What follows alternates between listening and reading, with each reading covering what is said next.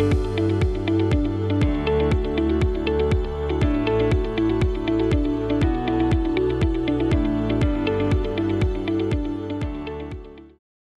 everyone, and welcome back to the Medical Fitness Podcast. I'm David Flench, President and CEO of the Medical Fitness Association, and I'm co-hosting this episode today with Jeff Young, the co-founder of the Medicine Rehab Fitness Institute. Hi, Jeff. Hey, David. Glad to co-host with you today. And I think I speak for both of us when I say that we're thrilled to have Dr. Michelle Segar joining us today. Welcome, Michelle. Thank you. It's so great to be here. So I'd like to formally introduce Dr. Segar now. She is a sustainable behavior change researcher and coach at the University of Michigan. And let me just quickly say, and David, you know I have to say this, we have an Ohio Stater on here with David. I'm a Penn Stater and University of Michigan. So if we end up going at each other's throats by the end of this, and don't be surprised. But with that said, um, she's an award-winning NIH-funded scientist, author of No Sweat and the Joy Choice, and has spent over 30 years helping people build lasting physical activity habits. She's also advising organizations like the World Health Organization, Kaiser Permanente, and Walmart on practical strategies for sustainable lifestyle change. And she's presenting a webinar for the Medical Fitness Association on October 7th called Reframing Exercise: Why Our Approach to Exercise Counseling Causes Harm and What Science Shows is a Better Way.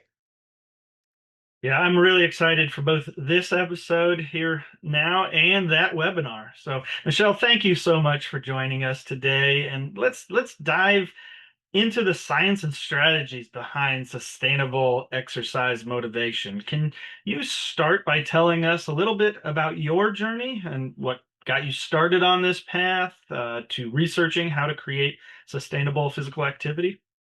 Sure. So something did happen. I was getting my master's degree in kinesiology in the late 1990s, actually mid 1990s, and we were conducting a randomized controlled trial among cancer survivors. These were people about 4.5 years from treatment, so they weren't active patients, most of them. And we were looking to see if physical activity, if regular exercise could improve psychological symptoms like depression and anxiety compared to a group that didn't exercise. And believe it or not, this was one of the first um, studies about the psychological benefits of exercise for cancer survivors ever published. And what we found, what we had hypothesized, which was that the group that exercised did improve in these psychological symptomatologies compared to the control group. But part of our study design, thank goodness, was to call everyone back about 3 months after the study had ended and conduct focus groups with them. So the participants sat around talking, smiling about exercise, and I was a naive something then. And I thought, wow, we didn't just do good research, we've actually helped real people in their real lives. Um, but I shortly discovered that I was wrong. And the reason I was wrong was because almost everyone had stopped exercising when our study had ended 3 months before. I was so surprised to learn that.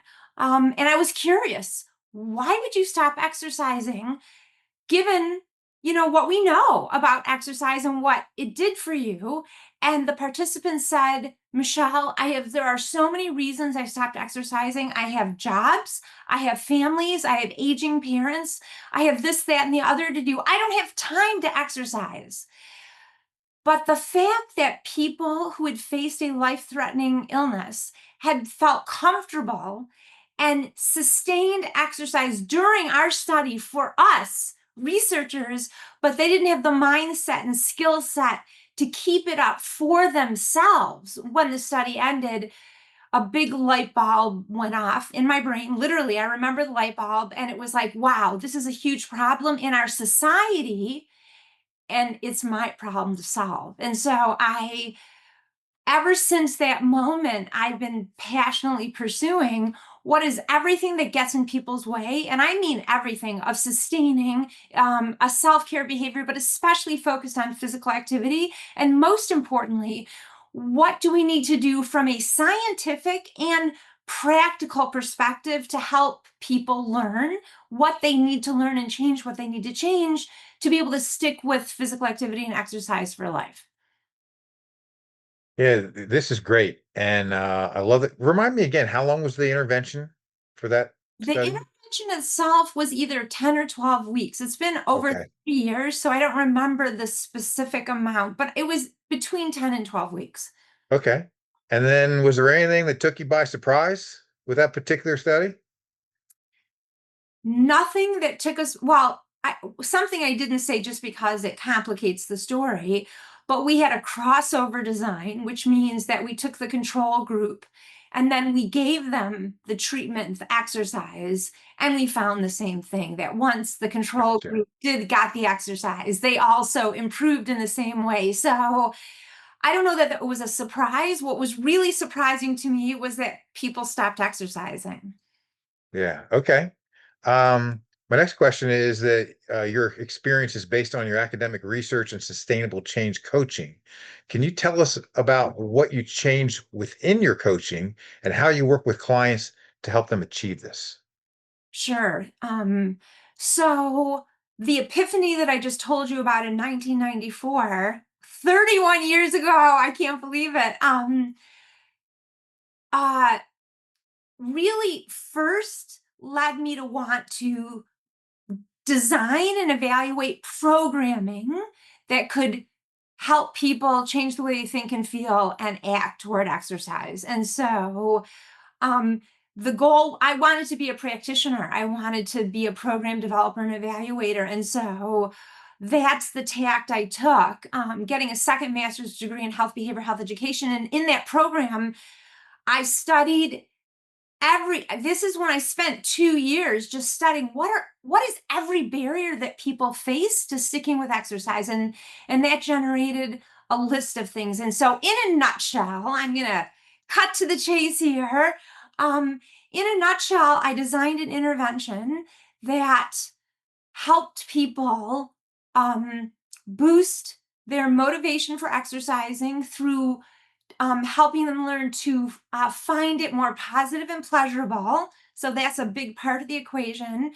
The second part of the equation, one of the barriers that I'm sure both of you will recognize is actually a different topic than exercise, but it underlies why a lot of people don't stick with exercising. And that is that people don't prioritize their own self care. So, Absolutely. its most fundamental level, exercising is a self-care behavior. And if people feel guilty or selfish or don't think it's important enough to do things like exercise or get enough sleep or, whatever it is that people need to do to take care of themselves, then those behaviors won't get prioritized. So my model, my sustainable change model, has a motivation as the driver aspect. And then it tries to overcome the barrier to the prioritization of self care. And that solution is called permission. And so it helps people learn to rethink the true value of self care behaviors. Again, not exercise per se necessarily, but just the role that self care can play in energizing themselves and fueling themselves for the people and projects that they care most about. So that's another part of the coaching solution. And the third part is very much about logistics. The emerging science, I'm going to use a jargony term here for a sec, self-regulation. The emerging science on self-regulation across behaviors and self-control too specifically shows that people who are more flexible toward how they approach their exercise or other types of goals, that they have awareness, it's called a strategy repertoire, that they have a repertoire, a toolkit of strategies they can use, that they have awareness of which strategies are going to work best in which situations, and then they have the mastery of using them. And so that's the third kind of critical piece, is that we actually have to help people learn how to navigate and maneuver their exercise or self-care goals within the other numerous competing goals within which they reside. I'm wondering if you guys have any, examples in your work about that. It's interesting that one of your points was prioritizing exercise and healthy behaviors because um, long time ago when I was working one-on-one with people, and people started to give some of their excuses, is what I would call it. I don't have time, or I don't know how to do it. The time thing seemed like that was the big excuse that people would give, and so I would kind of come back at that with the idea of some of the busiest people in the world find time to exercise every day. You hear about the Fortune 500 CEOs who, probably have a pretty darn busy job. And they, the vast majority of those people exercise. Some of our, world leaders, prioritize exercising. And so these people that you think of, wow, they have a really busy day. How do they exercise? Well, they prioritize it.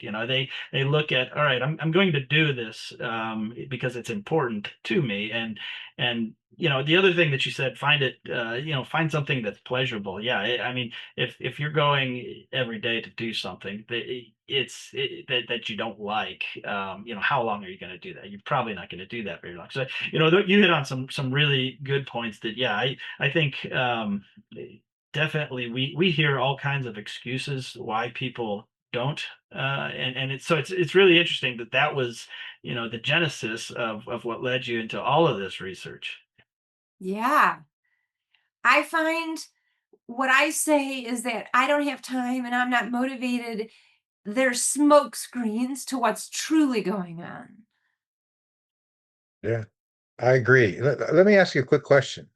You use the word value when you were talking about things, and we both know, or we all know Simon Matthews from the American College of Lifestyle Medicine.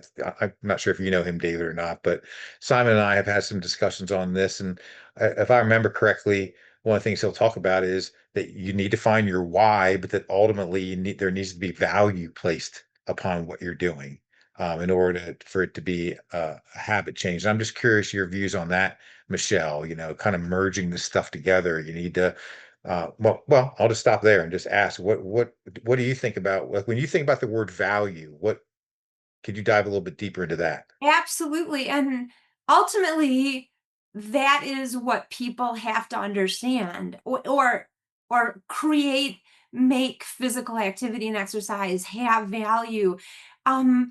Something that I talked about in my first book, No Sweat, a lot was that people's whys for exercising tended to focus on health and weight related reasons, which are future logical goals for moving.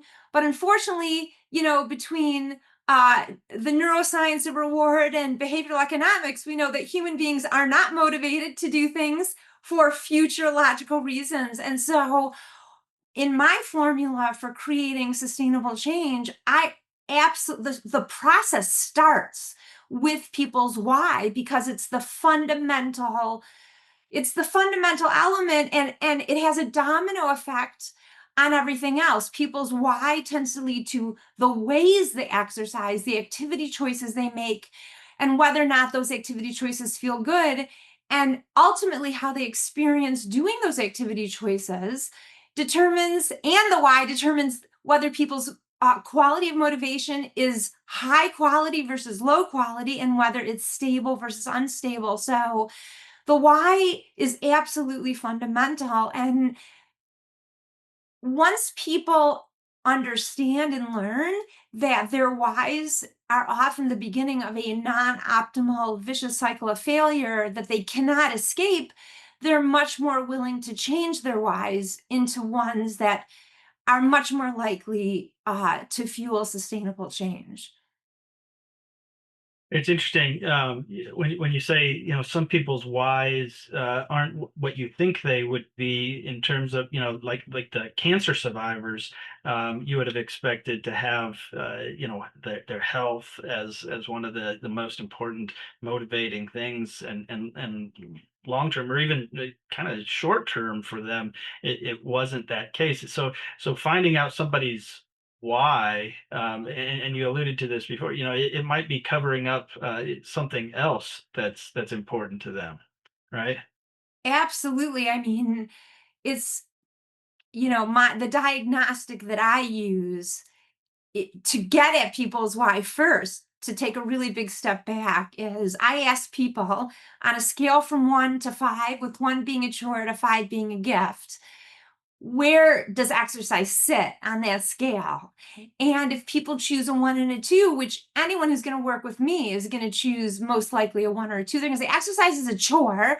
Well, that's the perfect in. It's a diagnostic. Well, why is it a chore? And then they go into the narrative, their personal narrative about why it's a chore. And that information is the gold that you can work with to help redirect them to new belief strategies and outcomes.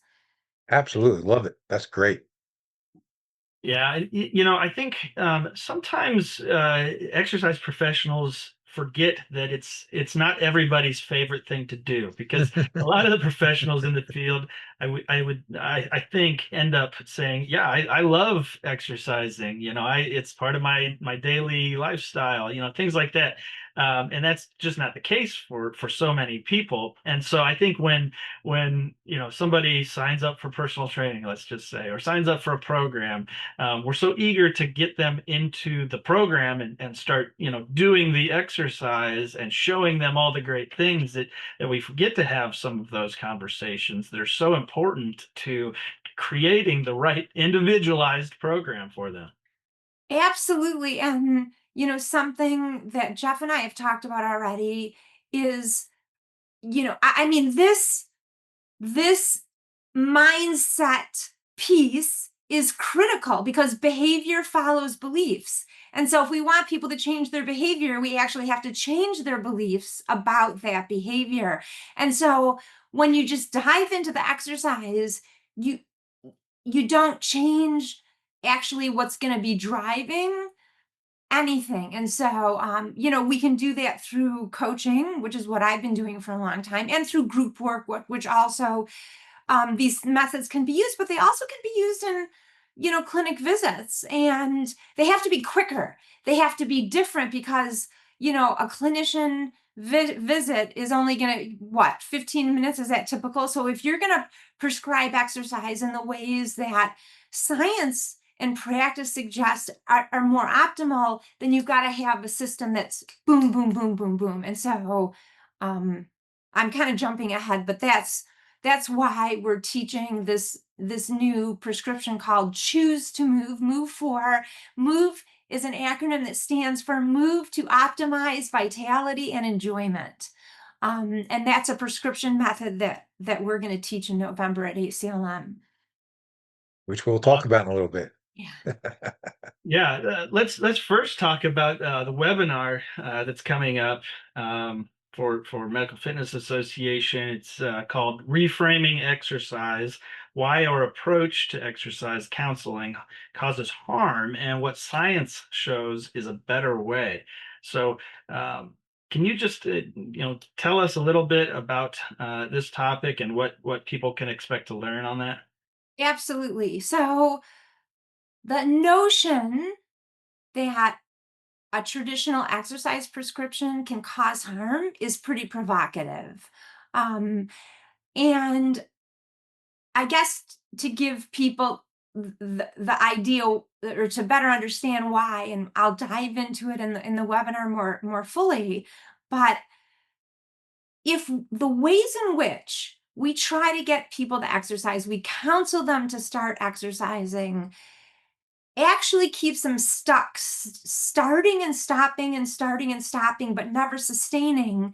Think about the huge list of negative consequences that are going to come from that. So we could say starting and stopping, starting and stopping, starting and stopping, but never sustaining, or we can call a vicious cycle of failure.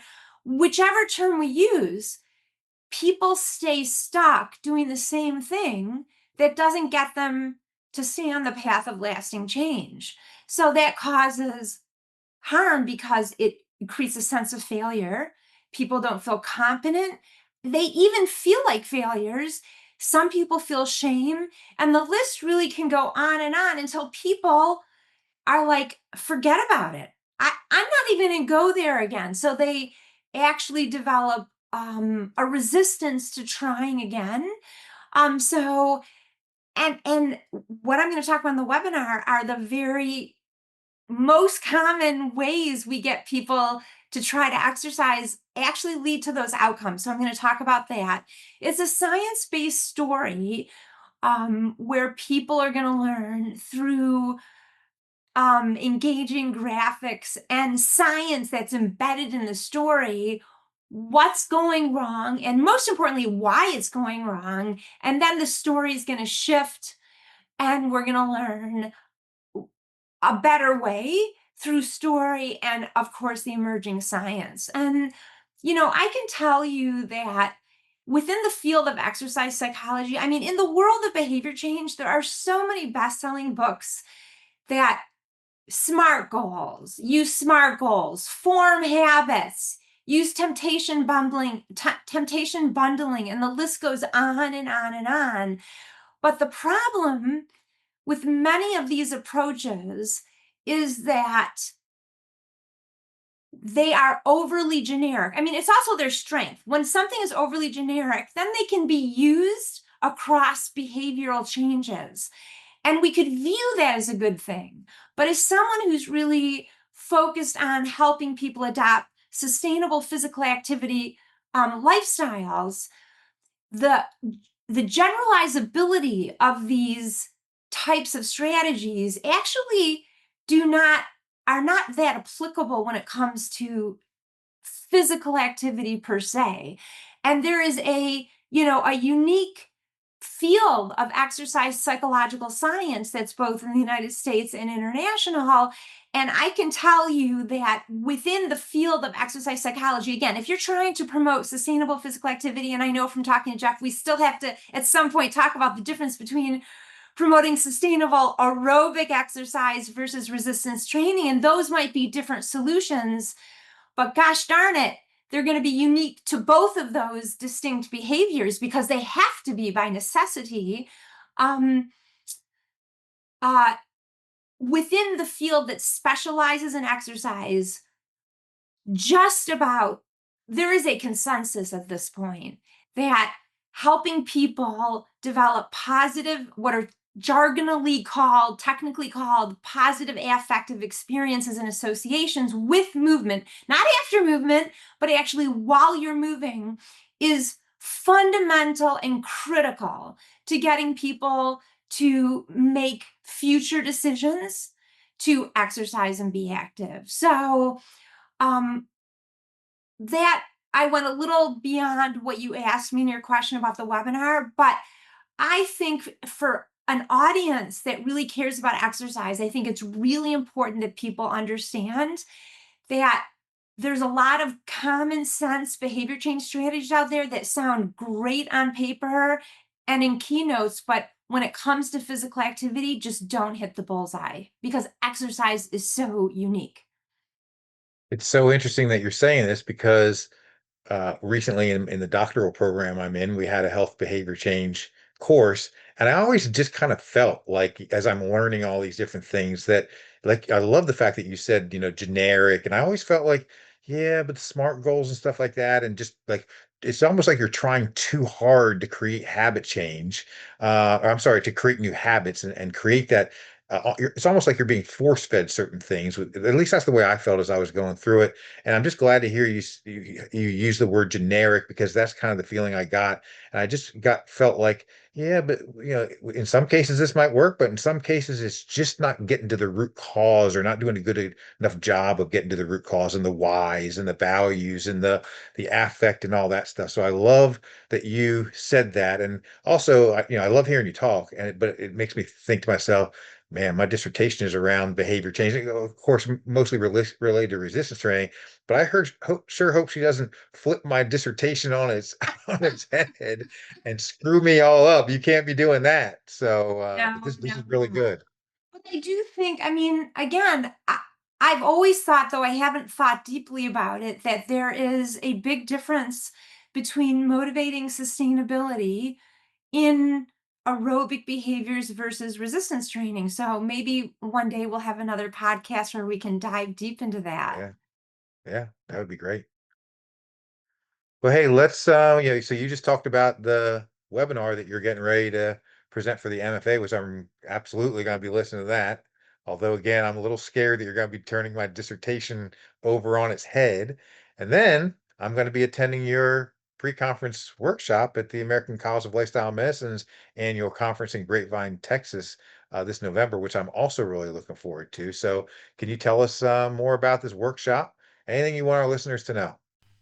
The Medical Fitness Podcast is brought to you in part by the Medical Fitness Association.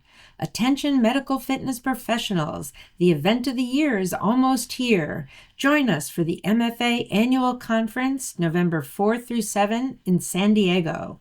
Network with industry experts, connect with peers from across the US and Canada, and gain insights from some of the leading voices in medical fitness. This is your chance to get inspired, level up your career, and bring new ideas back to your facility. Don't miss it. Mark your calendar for November 4 through 7 and register today at medicalfitness.org. That's medicalfitness.org. Sure, sure. Well, thank you. I'm so excited about this workshop because my co-presenter, Rak Jathwani, who is a lifestyle medicine physician that I've trained to use my Choose to Move prescription with his patients, we're co-presenting. I'm going to focus on the science behind very easy science. I mean, this is not, I don't want people to be scared. Any science I present is always done in a very consumer friendly way so that it it adds to the story instead of gets you to wonder what people are saying about the statistical significance. But we are going to talk about the extensive background on why our traditional approach, much more so than we're going to do in the webinar. We're going to do a really deep dive into why traditional exercise and physical activity counseling doesn't lead most patients to sustainability. What will, and then the heart of this workshop is to give attendees a chance to actually become competent using this prescription. So they'll be given a script that they can use and modify so that it's very easy to learn, and they'll practice with people. So that my goal for participants is when they leave this, it's a 3-hour workshop. It's November 15th, Saturday from 2 to 5. When people leave, they will really be ready to start counseling patients using this new method that, of course, they're going to get the prescription that then they can make copies of and use with their patients. When I talk about these ideas through like the type of talk that I'm giving in your webinar, when I give it as a keynote especially, I hear from clinicians after the fact through email that simply hearing this new way of framing exercise to their patients is easy. And when they do it, again, they weren't trained in the method, they're just talking about it with a new frame on it, that the patient's eyes light up and they get an engagement that they hadn't seen before. So that's my hope, is that people leave and get this new interest from patients when they talk about physical movement. Let me just quickly say that you're deep into your career with this as being your subject area of subject matter expertise. I'm deep into my career, and I'm just be starting to develop a passion for health behavior change and stuff like that.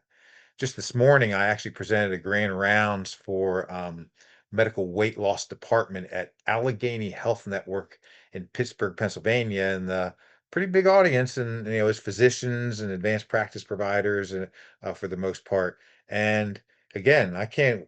I wish I could have flashed forward to that, not for this morning, but several months from now, so I could listen to your your MFA podcast and attend your ACLM to just get a lot more tips and stuff like that. Because obviously, I have to approach it from what my perspective is currently, which I would imagine is going to change as time moves forward. So, but no, this is all great to hear, and I look forward to learning from you, via these presentations and hopefully some additional conversations.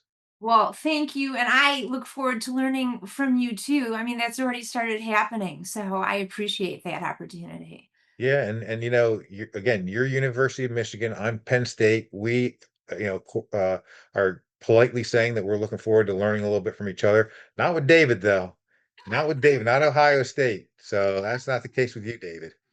I mean, the fact that I'm willing to do these, I mean, I think Michelle, Mike Stack, right? Yes, of course I I do. mean, of course, he's another University of Michigan. He years and years ago, I met him where he had me presenting to his class, and here I am, doing. So hey, that's okay. It's all part of it. One of my friends says the thing that makes college sports so fun is that you have rivalries. If you didn't have Yes, rivalries, I mean, it would get a little boring, maybe. absolutely. So that it's all fun. I hate that I'm going to have to wear another Wolverine jersey at the conference this year because Mike and I made a little bet Oh on rain no. last year. But Oh no.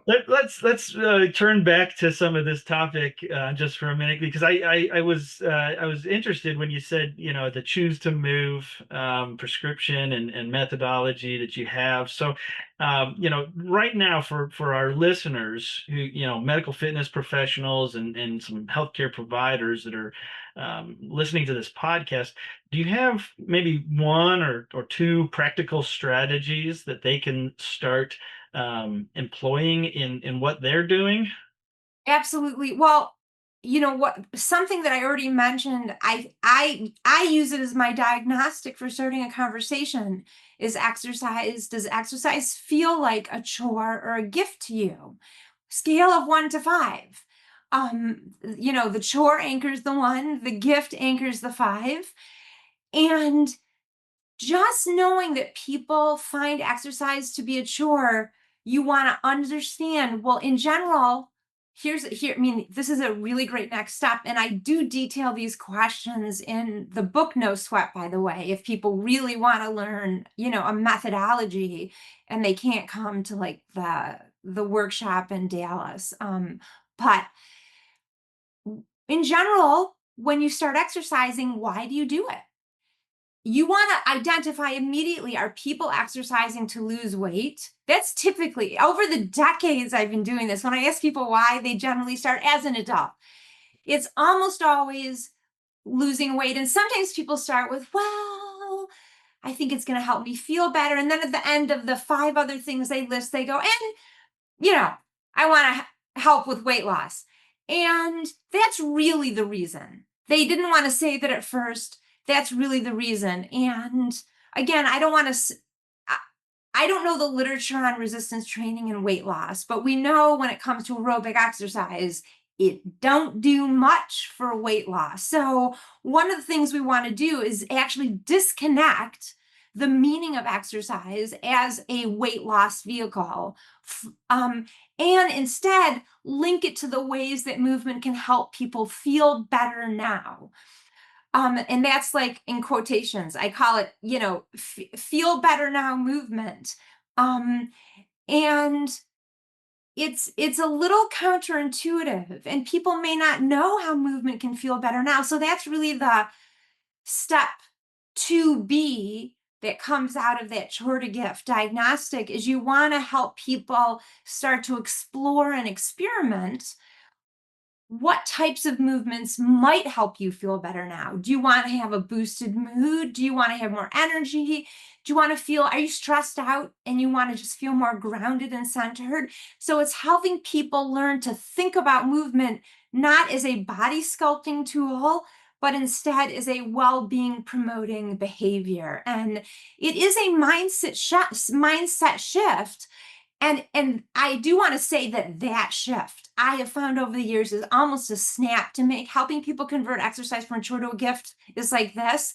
The much harder switch is helping people give themselves permission to prioritize their self-care. It is absolutely doable, but the issues underlying people prioritizing everyone and everything else are actually, they tend to be much deeper than the issues that are stopping people from wanting to move. If I'm hearing you accurately, which I think I am, it sounds like as a subject matter expert, what you're good at, probably real good, is taking all the noise that's out there and what seems to just be like a lot of complexity, and there is a lot of complexity, but it sounds like what you're real good at is basically just first of all, you mentioned mindset change, and so people have a lot of things to unlearn, right? And it sounds like you're real good at just kind of bringing people back to maybe some fundamental principles, and right, and so is that kind of make some insight into like your book and your presentations and stuff like that, making people realize that, yeah, there's a lot of noise out there, but there's also fundamental principles that we can just learn, and that will help with the mindset change, the conversations, and then ultimately the behavior change. It's movement exercise is an embodied process. So we have to both change the way people think and feel concurrently and sequentially so that they develop a new experience. And ultimately, I will tell you, ultimately everything I do is a mindset shift change. That's the fundamental of my sustainable change coaching methodology. And just because it might be, people might think I'm strange after I share this, but it just feels like the right place to say it. When I was 12 years old, I had a very strange career aspiration, and I wanted to be a cult deprogrammer. Yeah, I wanted to help people in cults escape the brainwashing that was kind of keeping them stuck and not free, right? Not really able to think for themselves and make choices for themselves, not able to realize who they truly are. And the mindset shifting work that I have created ultimately is doing that same thing. But yeah. what we're doing, the cult is culture and cultural norms and pressures and the normative ways that people have been taught to approach exercising, and helping them disconnect from and liberate themselves from those things so they can truly identify how to make it their own so that they want to keep doing it. I That's think it's great. it's interesting how you talked about weight loss. That is what nearly everybody comes into our facilities wanting. That is by far the biggest goal. But then that most people are thinking exercise is going to be the way that I do that, and that alone a lot of times, and that's what is so tough because as we know, it takes a lot if you're just going to be exercising more Right. than most people are going to be able or willing to do. And so then if they have failure based on that, it kind of goes back to what you were saying before, this vicious cycle of failure, not understanding this. So if we're not doing a good job enough, say, talking to people about, okay, this is one piece of a weight loss journey for you, we're setting them up for that failure and then perpetuating that That's right. problem. And so I think it's so important that we know how to approach this and we don't misguide people, especially when they're first getting started and they're just starting to learn what they might enjoy. But if they're not having the results that they want, because we've not educated them enough or we haven't guided them in the right way, I think that's where a lot of the problem is. So it's great to hear that you're putting some of these, logistics. That was another term you threw out there. Ways that people can, you know, achieve these goals that they have in ways that work. Yeah. Uh, I have a question for you that I'm curious about. Are there more opportunities for medical fitness professionals to lead and innovate the field of sustainable physical activity motivation? Well, in a way, it's a hard thing to answer, but I can only give you a very biased answer because Okay. I have a very biased perspective on what's going to lead people to sustainable physical activity. Um, and it has to do with the methodology, and it has to do with helping. The way that medical fitness professionals can help lead the way is that they need to, we don't want our patients and clients to feel that they need to hit bullseyes. We as professionals need to hit bullseyes. And what that means is that you need to use strategies and tactics for helping your patients and clients learn to approach and practice physical activity that are based on the right science, not just science, but the right science. And there is a specialized field of exercise psychology that has those answers. So that's what I would say, is that people need to become educated in the right science that is most likely going to help guide individuals, whether they're patients, clients, employees, families, community members, whatever it is, church members, to sustainable movement. And that if people keep using generic generalist approaches, they're not hitting the bullseye. And but you can. That's the beauty. But the beauty is that there truly is a possibility to do this. When you say the right science, how would you, because a lot of our listeners are medical fitness professionals. So how can you further define that, or how would you guide someone to the right science? And before you answer, let me say that, yeah, when I was in my master's program, which was just a few years ago, I had zero intention of going on for a doctoral degree. And what you just said is actually part of the reason why, because even though I didn't have a terminal degree, I absolutely have been staying on top of science, of research for many, many, many years. And I'm bothered by the science is just like anything, it's a divided field, and it's very easy to go down the wrong Right. path, right? Right. It's so easy. So could you maybe piggyback off of that and maybe Yes. give a tip or two on what do you mean by the right science, and how should a medical fitness professional Yes. know how to find the right science? Sure. Well, and of course, anyone who says the right science is going to have their own biases. So that's something that people always I always acknowledge that I am biased by my perspective coaching people, by my perspective, my academic degrees, the research I do, the science that I find most compelling. So that's the caveat, is that we all have our biases.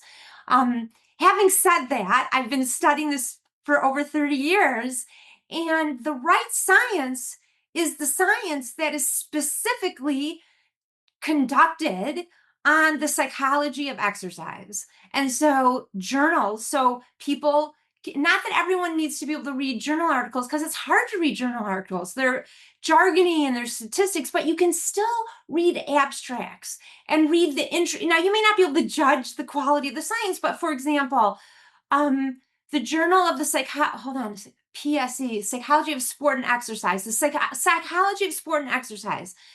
That is one of the um, dominant journals in our field. You can go online, sign up for the email alerts, the table alerts every month when they publish new papers. You'll see what's being published. People who are publishing in, for example, in journals that have a decent impact factor, that is about exercise psychology specifically. Now, there are behavioral science journals too, like the Annals of Behavioral Medicine. Really, your question really shows that my instruction to follow the right science is harder than I was thinking it would be for someone who's a non-scientist. But I would say also following the people who you have heard talk, and you've seen the way they talk about the processes they use with people, not just esoteric large scale studies, um, you know, but examples of real life case studies or client stories. if those types of things resonate with you, then start following those people. I think, my critique of the way behavior change science has been translated is that very, like I already said this, but very generic principles and strategies are in books. Anytime you read a book and they talk about exercise, but then they talk about corporations, they talk about hand sanitizing in Africa, anytime they use the same strategy and talk about all these different behaviors that were succeeded using it in the same book, I would say that that's an example of maybe not the right science. Because if a tactic is being applied in the same way, in a similar way, across vastly different contexts and vastly different behaviors, that's for me a red flag that for exercise per se, it will not be as useful. For sustainability, everything I talk about is about sustainability. So many things get people to start exercising, but that's not ultimately what we care about. We care about making sure people stick with it long term. Right. What's this Right. helpful? I mean, you really, Jeff, that was a really important question because my suggestion was not as helpful as I hoped it would be. No, I love your response. And yeah, look, it gives us all things to think about without a doubt. And unfortunately in this world with all this different, again, there's so much noise out there. And it's hard. You gotta know how to navigate your way through it. Let me say something real quick and then uh absolutely welcome your response. As you know, I was very fortunate to have been my academic advisor at Penn State, and I told you in our previous conversations, Bill Kramer, who's widely considered the premier strength and conditioning researcher in the world. And so I have him as an academic advisor. I graduate. A couple years later, I moved to New York City.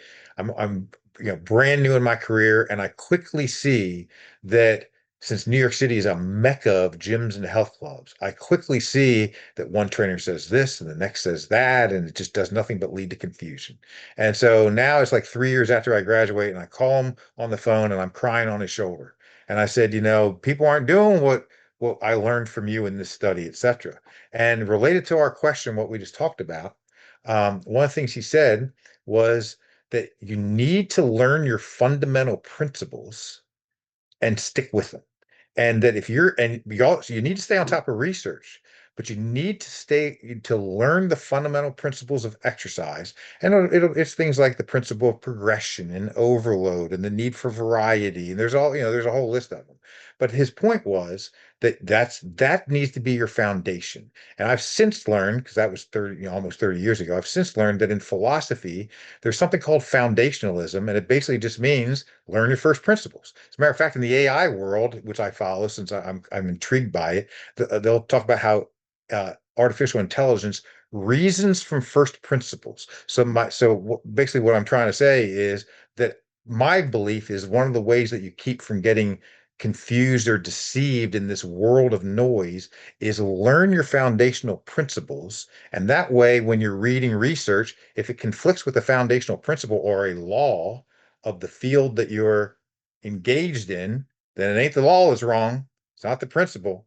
There's potentially a problem with the research. So I'm curious your thoughts on that. Well, I mean, I think your advice is very similar to what I gave. How do people know that they have the right principles? You know what I mean? I believe over the years of both science and working with people, I have come upon fundamental principles for physical activity and exercise. But how do people know whether to judge my principles? Do you know what I'm saying? So it has to do with how do you know whether the principles that you've learned are fundamental? Because anytime someone gets certified in any way, that program is teaching fundamental principles. As I guess I'm kind of torn, but I I I have been coming to a point where I think that the fundamental principles of a given behavior have to be specifically about that given behavior, because any principles that have been developed, it's not to say, so there are some universalisms, like human beings are more motivated by immediate feel-good rewards than future logical ones. That's a generic principle, if you will, that is a truism that could be applied to so many things. And, certainly marketing leverages that, as much as they can to get people to buy things. But other than those types of things, and again, that has to do with the way the brain works, right? The neuroscience of reward is that there's this process of liking something and wanting something, and those are two separate pathways, but they're related. And I'm not a neuroscientist, so I'm not even going to try to talk about it. But I think the things that might be based on the ways our brain works might be able to be related to or deployed as principles. But other than that, I feel like the fundamentals of any type of behavior change, exercise versus eating versus meditation versus sleep, that each behavior needs its own unique set of fundamentals. And exercise might be divided between aerobic and resistance training, and you and I are going to have some good conversations about that, Jeff. And